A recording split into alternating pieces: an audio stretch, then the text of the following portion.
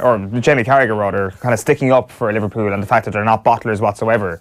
And he kind of talks about, he goes through the three different periods where you could say Liverpool bottled a title challenge. And he talks about 2002, saying the problem wasn't overexcitement or pressure, but trying to chase one of the best Arsenal sides ever. He talks about 2009, which was Rafa and his facts rant, saying that they won 10 of their final 11 games. The only game that they didn't win was that 4-4 draw with Arsenal, and basically it was Ronaldo and United who were just too good for them in 2009. And then of course 2014, trailing City by 5 points at the midway point, which he says that people tend to forget. Won 12 of their last 14 games, with the Chelsea defeat being their only loss. And over those three run-ins, they had 27 home games over those 3 years and only one defeat. So he's providing us with enough statistics here to actually give us a fairly compelling argument that when it comes down to the home stretch, Liverpool have really just been too far behind for them to actually make up big numbers, bar, say, 2014. The fact that they bottle it in a big way perhaps isn't the truth. I mean... Of course, the idea of Steven Gerrard slipping is like the most beautiful personification of bottling something we've ever seen. Yeah, so let's not in any way diminish that. Let's not try and revise history. Oh no, that's just the ebb and flow of a season that evens itself out. They'd obviously had some really good luck earlier on in the year to bring them to that point, and this was the bit of bad luck. It wasn't earlier on in the year. It wasn't earlier on in the year. It was throughout that whole run. They were lucky every week. And so they stored it all up. Maybe not lucky. I'm sure they had strokes of luck here and there, but they were playing absolutely magnificent football. It's the biggest bottle job in world sport. Like, it's right up there with anything. We do not let this slip. We do not let this slip. Like, it's spectacular. It's amazing. Comedic. It should be made into its own 5-part HBO dramatic series one day, hopefully. But ultimately, is it the biggest bottle job in sport? I don't think so. It's just the most dramatic. I mean, it probably isn't the biggest bottle job in all of sport. There was like the Super Bowl 2 years ago. There was a horse winning the Grand National that jumped over a puddle and lost. Yeah. So but it's close enough. Yeah, it is. No, I would certainly contend that they bottled it within that microcosm of a game.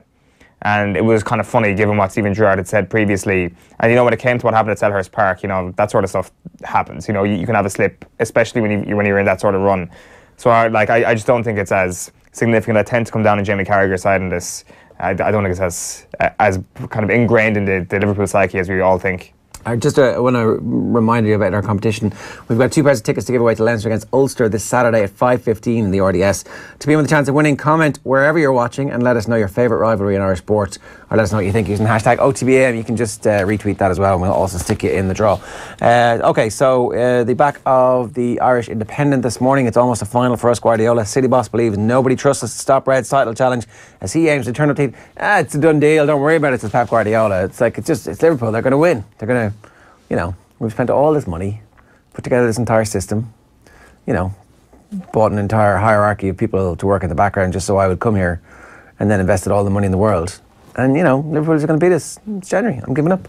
Like, the obvious thing that happens tonight is that it's a draw, and it perhaps doesn't live up to the hype. I think it's hard to make an argument that it's going to be a dour affair just because of how the two teams play, but there's every possibility it's a draw. Like, is a 7 point gap from Manchester City, if they make that up with one of the most sensational runs home we've seen, is that a bottle job from Liverpool? Yeah. I think 7 points is. Yeah. I do think if Liverpool don't lose tonight, even if they lose tonight, I think they've set themselves up nicely for a pretty big bottle job. This will be the year they bottle it.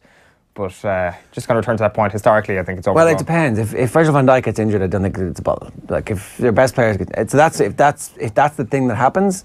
But if Virgil van Dijk suddenly starts, scoring own goals... If Alisson starts turning into Karius, then yeah, that's a ball job. I'm sure the Liverpool fans are delighted we're talking like this. When was the last time Liverpool bottled it though? 2013, 2014. We were only 3 ahead of City with 3 to go, so not the bottle job it's made out. Literally, we said that earlier on.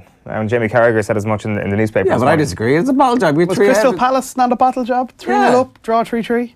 3-1, wasn't it? No, was it 3-0 up? Was it 3-0? Yeah. I thought 3-1. No, 3-0 up. Oh, what?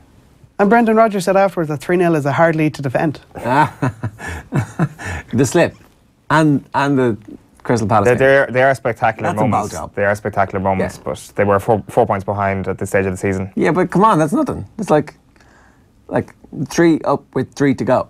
You can't blow that. I don't think the slip is a bottle job. I think the slip is just really unfortunate. It's precise. That's exactly. You overextend. It's choking. It's the. Tony Pulis outsmarting them was a bottle job at 3-0 down. That's got us Pulis actually just such a troll in human form. Did he win Manager of the Year that year? Oh, did he? I hope that was the case. God, that like.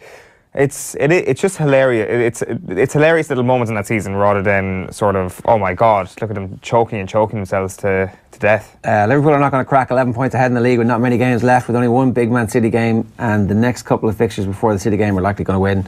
Hashtag OTB AM. I don't know which table Michael Murphy's actually looking at from that one, but thanks for that.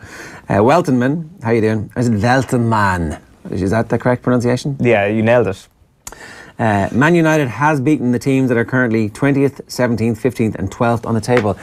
Seems that even with Mourinho, United would have won these games. Hashtag OTBM. I'm not sure if, I don't think that Paul Pogba would have been the figure that he was in those games.